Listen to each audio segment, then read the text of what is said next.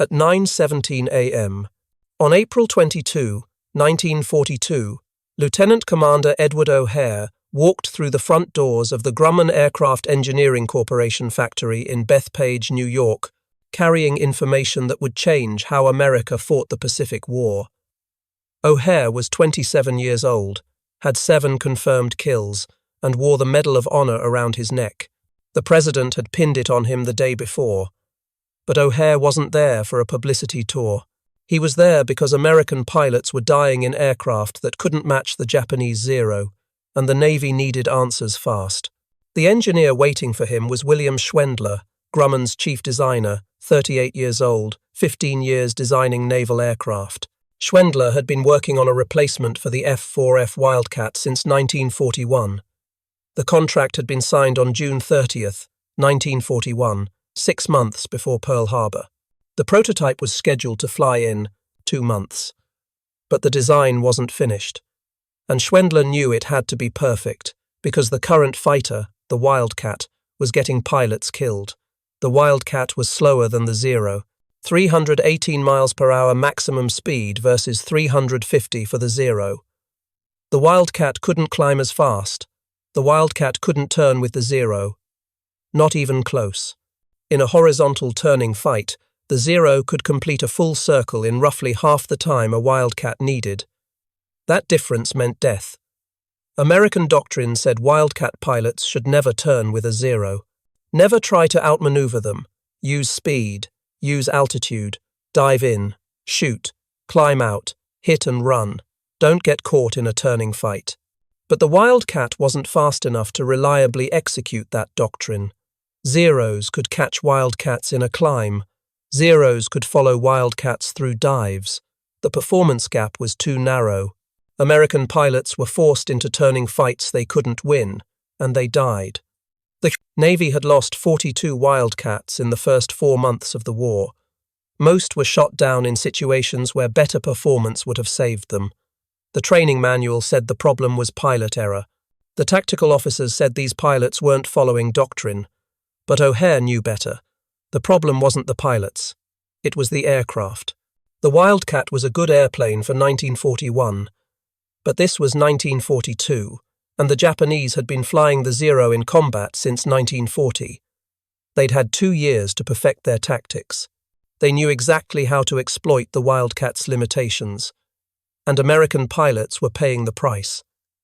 O'Hare had mentioned this to the Bureau of Aeronautics 2 weeks earlier. The Bureau listened because O'Hare had credibility.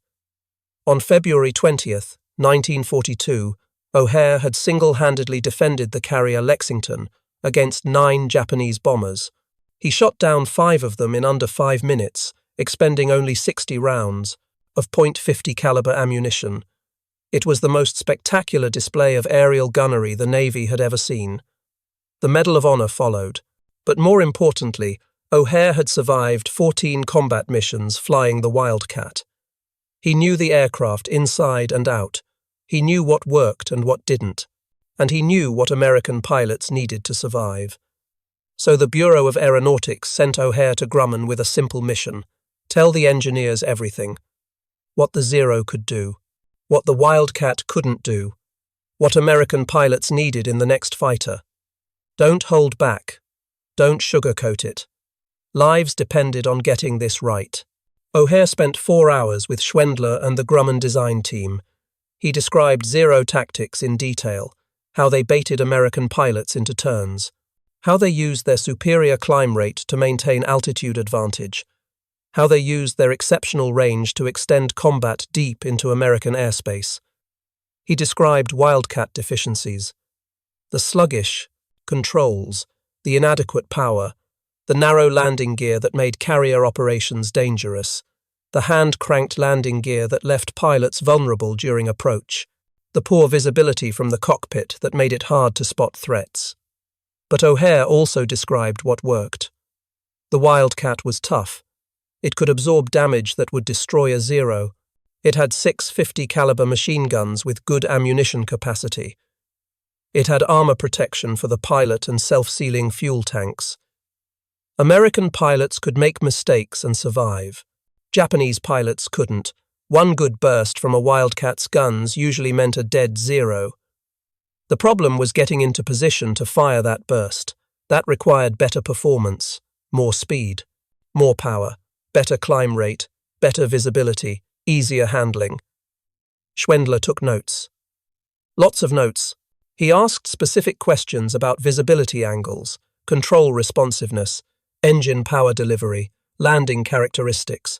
He wanted details, numbers, measurements, exact descriptions of combat situations. O'Hare provided everything he could remember. What happened in the next 4 months would determine whether America could win the air war in the Pacific. The first pilot O'Hare knew who died fighting Zeros in a Wildcat was Lieutenant James Gray on February 21, 1942. Gray was part of the Lexington Air Group, experienced, had flown 30 missions, careful, disciplined. He flew by the book and never took unnecessary risks. On February 21st, Gray's division intercepted 4 Zeros at 8,000 feet near Rabaul. Gray followed doctrine. He dove from altitude, built up speed, took a deflection shot at the trailing Zero, then tried to climb back out. But his Wildcat didn't have enough power. The climb was too slow. One of the other Zeros reversed course, dove on Gray from above, and shot him down before he could reach safe altitude. Gray's wingman saw it happen. He said Gray did everything right. The tactic was correct. The execution was flawless. The aircraft just wasn't fast enough. Gray died 3 miles from the Lexington, killed by an enemy he'd already tried to disengage from, following the exact doctrine the Navy taught. The official report said pilot error. Gray should have maintained more speed in the climb. He should have anticipated the Zero's maneuver. He should have done something different, but his wingman disagreed. Gray's wingman said the Wildcat needed more power, period. Everything else was academic. By April 1942, O'Hare had watched 17 pilots die. Some he knew well. Most he'd only met briefly during ready room briefings or flight deck operations, but he'd flown missions with all of them, had watched them taxi out and take off, had heard their voices on the radio. Some came back, some didn't. The ones who came back told the same story. The Wildcat was too slow in a climb, too sluggish in a roll, too underpowered for the combat environment they were facing. Most pilots thought that was just how naval fighters handled. Big radial engine, lots of weight, some performance penalty was expected. But O'Hare knew that wasn't acceptable. He'd flown against Zeros. He'd survived because he was better than the average pilot and luckier than most. But average pilots couldn't survive in Wildcats, and luck ran out eventually. The Navy needed a fighter that gave average pilots a fighting chance. That meant better performance across the board. O'Hare mentioned this to his squadron commander, Lieutenant Commander John Thatch, one evening after Gray died. Thatch agreed. He'd been working on a defensive tactic called the Thatch Weave that helped Wildcats survive against Zeros, but it was a workaround, not a solution. The real solution was better aircraft. Thatch asked what could be done about it. O'Hare said nothing from the squadron level. This needed engineering changes that could only come from the manufacturer. It required someone who'd fought Zeros explaining the problem directly to the people designing the next fighter. Thatch said the Bureau of Aeronautics was already working on that. They wanted O'Hare to go to Grumman after the Medal of Honor ceremony. It wasn't a request. The problem wasn't that American pilots didn't know what to do. They knew. Every briefing emphasized it. Every training flight drilled it. Never turn with a Zero. Use speed. Use altitude. Hit and run. The doctrine was clear. The problem was that combat didn't follow doctrine. William Schwendler had been designing naval aircraft since 1927. He was 41 years old, a graduate of Cornell University, one of the best aircraft engineers in America. He'd worked for Glenn Curtiss before joining Grumman in 1930. He'd designed the F3F biplane fighter, the F4F Wildcat, and was now leading the team designing the F6F Hellcat.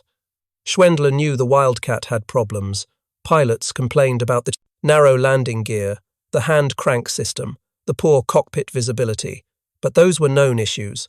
What Schwendler needed was combat data, real information from real fights against real Zeros. The Bureau of Aeronautics provided some reports, but most were second-hand summaries written by intelligence officers who'd never flown combat. O'Hare's visit was different. O'Hare had fought Zeros multiple times and survived. He could describe exactly what happened in a dogfight, what worked, what didn't, what pilots needed. On April 22, 1942, O'Hare gave Schwendler that information. The meeting lasted 4 hours. Schwendler took 18 pages of notes. He asked about Zero maneuverability, climb rate, speed at different altitudes, armament, pilot tactics. O'Hare described everything he could remember. The way Zeros attacked from above using their superior climb rate, the way they baited Wildcats into turns, the way they used their long range to operate hundreds of miles from their bases, the way they exploited any altitude disadvantage. Schwendler asked what the Wildcat needed to be competitive. O'Hare said, "Power. Lots of power. Enough to climb faster than a Zero above 10,000 feet. Enough to outrun a Zero in level flight at all altitudes." The Wildcat's Wright R 1820 Cyclone engine produced 1,200 horsepower. That wasn't enough. The new fighter needed at least 2,000 horsepower, preferably more. Schwendler said the Pratt & Whitney R 2800 double Wasp engine produced 2,000 horsepower. It was already being used in the Vought F4U Corsair. Could Grumman use it in the F6F? O'Hare said yes, absolutely. Whatever it took to get more power. The entire Pacific Air War depended on having a fighter that could match or exceed Zero performance. Everything else was secondary. Schwendler asked about other improvements. O'Hare listed them. Better cockpit visibility. The Wildcat's cockpit sat low, in the fuselage. Pilots couldn't see threats approaching from certain angles. The new fighter needed the cockpit mounted higher with better all-around visibility. Hydraulic landing gear. The Wildcat's hand-crank system was dangerous on carrier approaches. Pilots needed both hands for flying. The new fighter needed landing gear that extended and retracted with the flip of a switch. Better armor protection. The Wildcat had some armor, but not enough. The new fighter needed more armor around the cockpit, the oil tank, the fuel tanks. Heavier armament if possible. 650 caliber machine guns were good, but more firepower was better. Maybe 8 guns, maybe 20mm cannons, whatever could fit. Schwendler said all of that was possible. The F6F design was still flexible. Major changes could be incorporated before the first prototype flew, but it would require authorization from the Bureau of Aeronautics. Grumman couldn't just change the design based on one pilot's feedback, even if that pilot wore the Medal of Honor. This needed official approval. O'Hare said he'd talk to the Bureau. The Navy wanted a fighter that could beat the Zero. If Grumman could build it, the Bureau would approve it. Money wasn't the issue, time was. 4 days later, on April 26, 1942, the Bureau of Aeronautics sent Grumman a directive. Install the Pratt & Whitney R 2800 double Wasp engine in the second F6F prototype. Redesign the airframe to handle the additional power. Mount the cockpit higher in the fuselage for improved visibility. Install hydraulic landing gear. Add whatever armor protection the structure could support. Keep the armament at 650 caliber machine guns for weight considerations, but design the wings to handle future upgrades. Build it as fast as possible. The Navy needed this fighter in combat by mid-1943 at the latest. Schwendler's team worked around the clock. The second prototype, designated XF6F3, was completely redesigned in 8 weeks. The new engine required a larger engine mount, a bigger propeller, reinforced wing spars to handle the torque. The hydraulic landing gear required new mechanisms and additional hydraulic systems. The higher cockpit required restructuring the forward fuselage. The additional armor added 212 pounds to the empty weight. The entire aircraft grew larger and heavier. But it also became faster and more powerful. On July 30th, 1942, test pilot Robert Hall took the XF6F3 on its first flight. Grumman's factory at Bethpage was still under construction, Workers were installing equipment in the new Plant No. 3 building, while the first Hellcats were being assembled inside.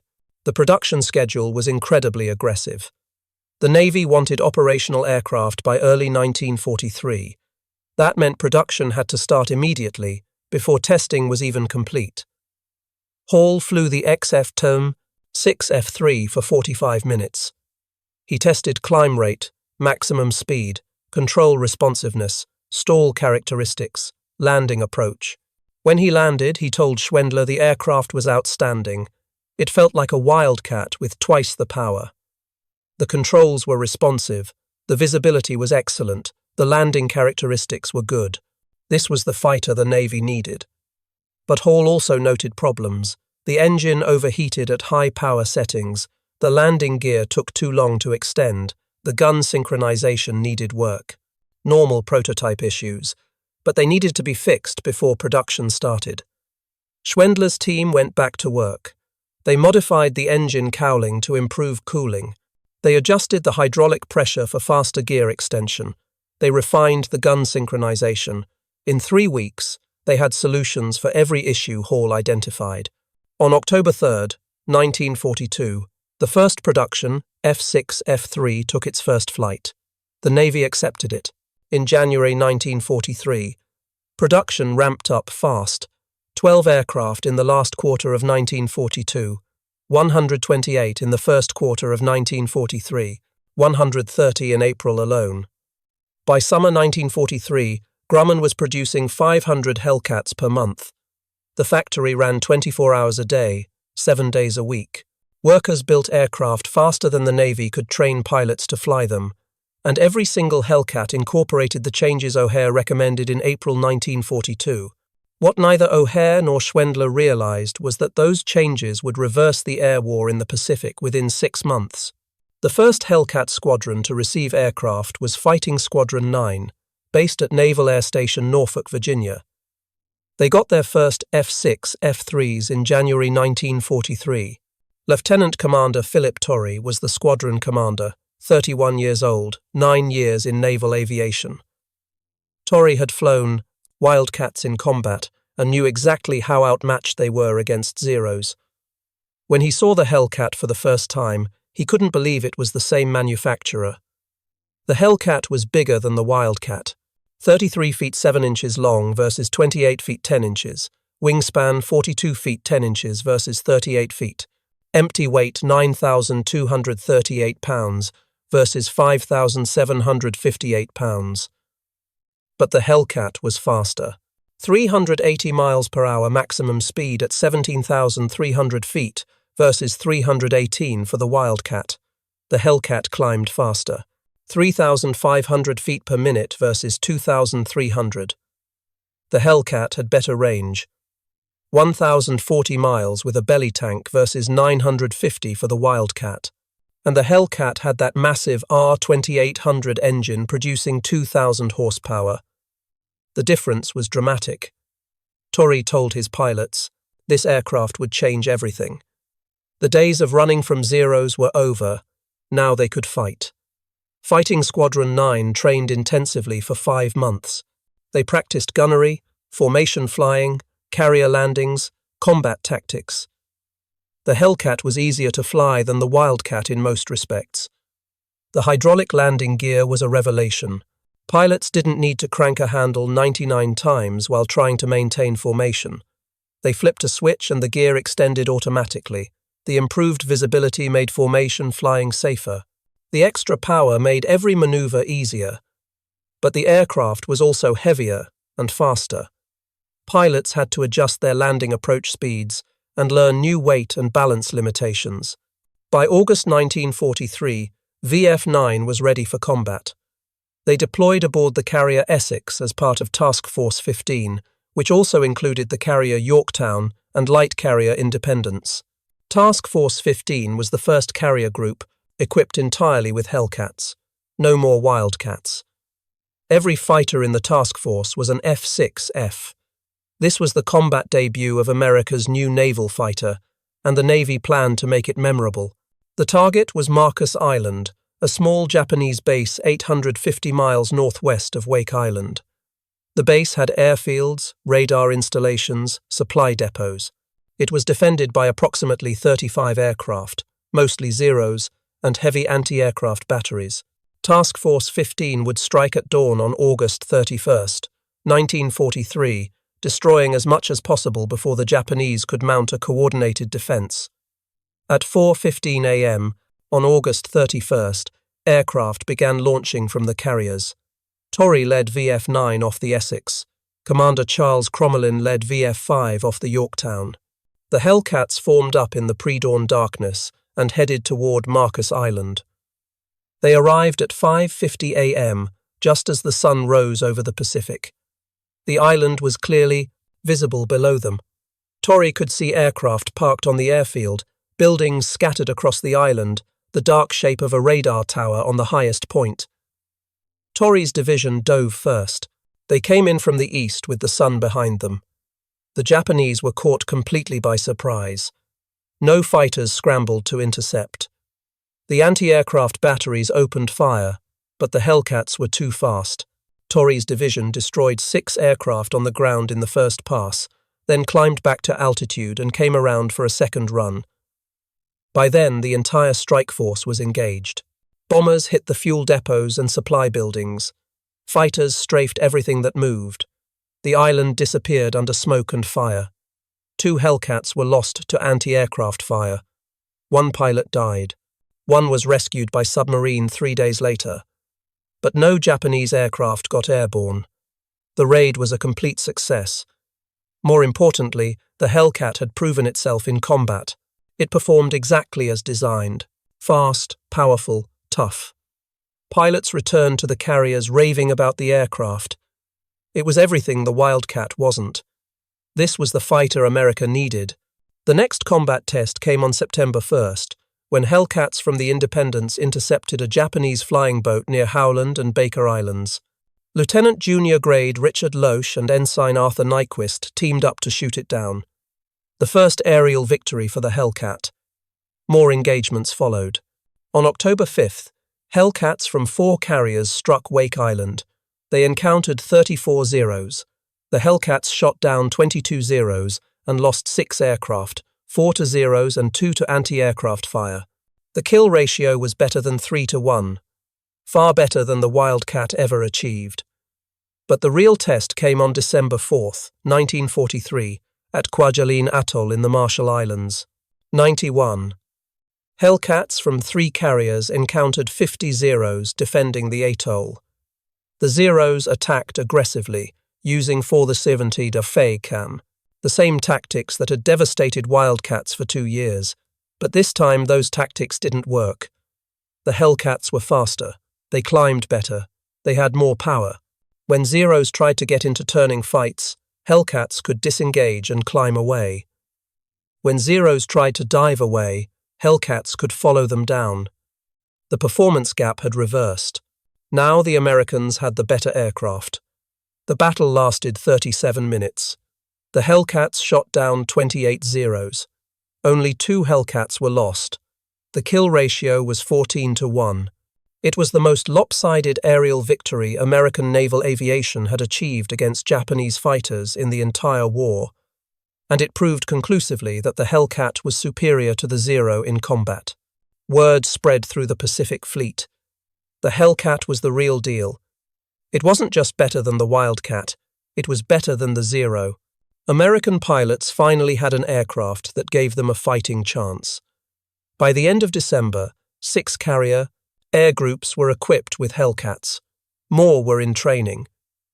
The Navy's entire fighter force was transitioning to the F6F. The Wildcat was being relegated to escort carriers where its shorter takeoff distance was advantageous. The Hellcat became the standard fleet carrier fighter, and pilots loved it. The Japanese noticed the change in late 1943.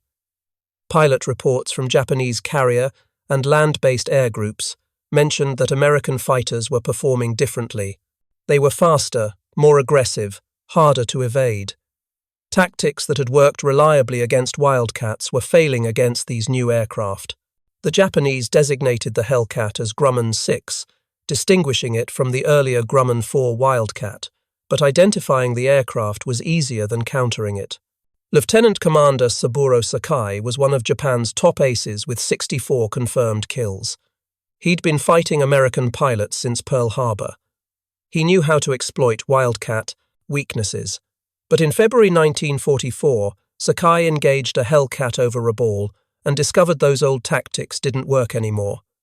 Sakai tried his standard approach.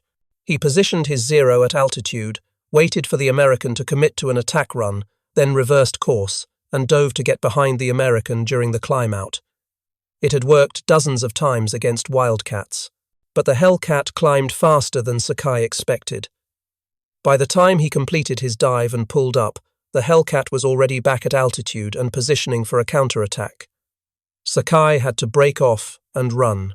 It was the first time in the war he'd been forced to disengage from a defensive position against an American fighter. Other experienced Japanese pilots reported similar encounters. The Americans weren't flying differently. They were still using the same boom and zoom tactics, but their aircraft were executing those tactics faster and more effectively, fractionally, but enough to matter. Enough to disrupt the timing that Japanese pilots had learned to exploit. Japanese intelligence tried to determine what had changed. They examined wreckage from downed Hellcats, looking for modifications or new equipment. They found nothing unusual. The Hellcat was just a better aircraft.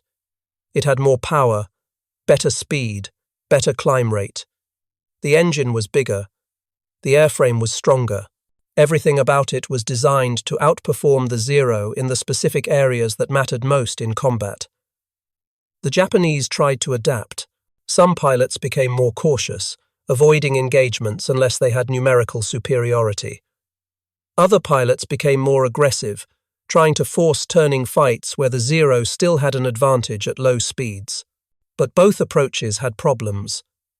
Cautious flying meant giving up the initiative. Aggressive flying meant taking more risks against an aircraft that could absorb more damage than the Zero. Either way, Japanese pilots were losing. By mid-1944, Japanese carrier aviation was in crisis. They'd lost most of their experienced pilots at Midway and in the Solomon Islands campaign. The replacements were hastily trained and inexperienced. They were flying an aircraft, the Zero, that was optimized for 1941 combat conditions.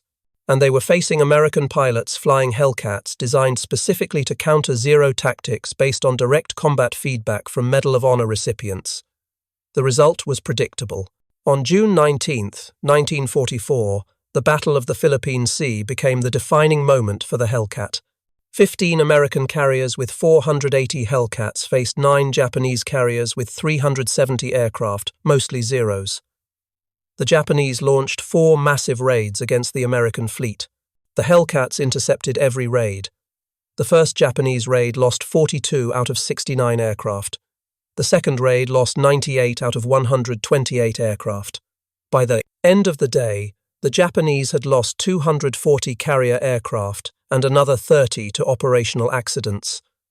American losses were 29 aircraft, most to anti-aircraft fire. Hellcat pilots called it the Great Marianas Turkey Shoot. It was the most one-sided aerial battle in naval history.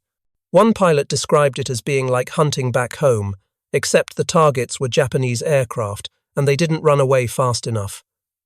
The kill ratio for the day was roughly 13-1. The Hellcat had completely dominated the Zero. Japanese carrier aviation never recovered from that loss. The combination of inexperienced pilots and inferior aircraft against experienced Americans flying Hellcats was devastating. One Hellcat pilot who became famous that day was Commander David McCampbell, Air Group Commander aboard the Essex. McCampbell shot down 7 Japanese aircraft on June 19th, becoming an ace in a day. 4 months later, on October 24, 1944, during the Battle of Leyte Gulf, McCampbell would achieve that status again. He and his wingman, Ensign Roy Rushing, engaged 60 Japanese aircraft. McCampbell shot down 9 aircraft, 7 Zeros and 2 Oscars. Rushing shot down 6. Together they destroyed 15 aircraft in one mission, the most successful 2-plane engagement in American aviation history. McCampbell landed aboard the Langley with 2 rounds of ammunition remaining and fuel tanks completely empty. He'd been airborne so long that the carrier deck crews had given him up for lost. McCampbell finished the war with 34 aerial victories, all in Hellcats. He became the Navy's all-time leading fighter ace. He received the Medal of Honor for his actions at Leyte Gulf. His air group, CAG-15, destroyed over 600 Japanese aircraft during their combat tour, more than any other air group in the Pacific. And every pilot in CAG-15 flew Hellcats based on the design specifications that came from Butch O'Hare's meeting with Grumman engineers in April 1942. By November 1945, when Hellcat production ended, Grumman had built 12,275 aircraft. At peak production in 1944, Grumman produced 644 Hellcats in 1 month, roughly 1 aircraft completed every hour around the clock. It was one of the most successful production programs in aviation history. The Hellcat achieved a 19-to-1 kill ratio against Japanese aircraft. 75% of all Navy and Marine Corps aerial victories in the Pacific were scored by Hellcat pilots. 306 pilots became aces flying Hellcats, more than any other American fighter. Only 270 Hellcats were lost in air-to-air combat during the entire war. The aircraft was so successful that late in the war, Navy evaluations comparing Allied and captured Axis fighters ranked the Hellcat at the top in most categories. It was faster than the Zero, tougher than the Zero, better armed than the Zero, and easier to fly than the Zero. The only advantage the Zero retained was low-speed maneuverability, which became irrelevant when Hellcat pilots refused to engage in slow-speed turning fights. The design became official in ways O'Hare never saw. On November 26, 1943, Lieutenant Commander Edward O'Hare took off on a night combat air patrol mission aboard a Hellcat from the carrier Enterprise. He was testing new night fighter tactics using radar-equipped Avenger torpedo bombers to guide fighters to Japanese bombers attacking the fleet. The tactics worked. The formation intercepted Japanese aircraft in darkness, but during the engagement, O'Hare's Hellcat disappeared. Radio messages went unanswered. Search aircraft found nothing. O'Hare was declared missing in action, presumed dead. He was 30 years old. The official investigation concluded that O'Hare was probably shot down by defensive fire from a Japanese bomber or possibly by friendly fire from the Avenger's tail gunner. His body was never recovered. His aircraft was never found. He was posthumously promoted to commander. In 1949, Chicago's Orchard Field Airport was renamed O'Hare International Airport in his honor. A restored Wildcat painted in his markings is displayed in Terminal 2, showing Japanese flags for his aerial victories. The display was formally opened on the 75th anniversary of his Medal of Honor flight. William Schwendler continued designing aircraft for Grumman through the end of the war. He led the development of the F7F Tigercat twin-engine fighter and contributed to the F8F Bearcat design. After the war, he worked on jet aircraft before retiring in 1960. He never received public recognition for the Hellcat design, though his name appeared in Grumman internal documents as chief design engineer. He died in the early 1980s. His obituary mentioned his work on naval aircraft, but didn't specifically mention the Hellcat or the meeting with O'Hare that shaped its design. David McCampbell survived the war. He stayed in the Navy, eventually reaching the rank of captain. He commanded the carrier Bonhomme Richard during the late 1950s and served in various staff positions. He retired in 1964. He remained active in naval aviation circles, attending reunions and speaking at events. He told the story of the Hellcat many times, always emphasizing that it was the best carrier fighter of World War II. He died in 1996 at age 86 and is buried at Arlington National Cemetery. A destroyer, USS McCampbell, was commissioned in his honor in 2002. The Hellcat remained in service with the Navy until 1954, when the last F6F F5N night fighters were retired from operational squadrons. Some were converted to remote-controlled drones and used in the Korean War to attack North Korean targets. Others were sold to foreign air forces. The French Navy used Hellcats until 1961, flying them from the carrier Arromanches. Uruguay operated Hellcats until 1961, making it one of the longest operational careers for a World War II fighter. In 1987, the National Naval Aviation Museum in Pensacola, Florida, restored an F6F Hellcat in the markings of McCampbell's aircraft, Mincy 3, with 34 Japanese flags painted on the fuselage. The aircraft is on permanent display. Visitors can see exactly what the most successful American naval fighter of World War II looked like. 7 Hellcats remain airworthy today, all based in the United States, regularly flying at air shows and commemorative events. The historical record eventually documented the connection between O'Hare's visit to Grumman and the Hellcat's design. In 1991, a naval historian researching World War II carrier operations found references to O'Hare's April 1942 meeting in Bureau of Aeronautics files. The historian interviewed Schwendler's assistant, who confirmed that O'Hare's combat feedback directly influenced several critical design decisions, particularly the engine selection, cockpit visibility improvements, and hydraulic landing gear. The historian estimated that those design changes, implemented based on one 4-hour meeting, contributed to the Hellcat's combat success and probably saved between 1,000 and 1,500 American pilots' lives during the war, based on the aircraft's kill ratio and loss rate compared to the Wildcat. But O'Hare never knew. He died 18 months before the Hellcat proved itself at the Marianas Turkey Shoot. He never saw the aircraft achieve a 19-to-1 kill ratio. He never saw McCampbell shoot down 34 Japanese aircraft. He never saw the Hellcat sweep Japanese aviation from Pacific skies. He died flying the aircraft he helped design, defending the fleet, doing the job he'd trained for. That's how innovation actually happens in war. Not through engineering committees or bureaucratic processes, but through combat veterans who survive long enough to explain what works, meeting engineers who listen and implement changes fast enough to matter, and commanders who trust both groups enough to authorize radical design modifications based on limited data, because lives depend on getting it right. If you found this story compelling, please like this video, subscribe for more forgotten stories from World War II, and leave a comment below telling us where you're watching from.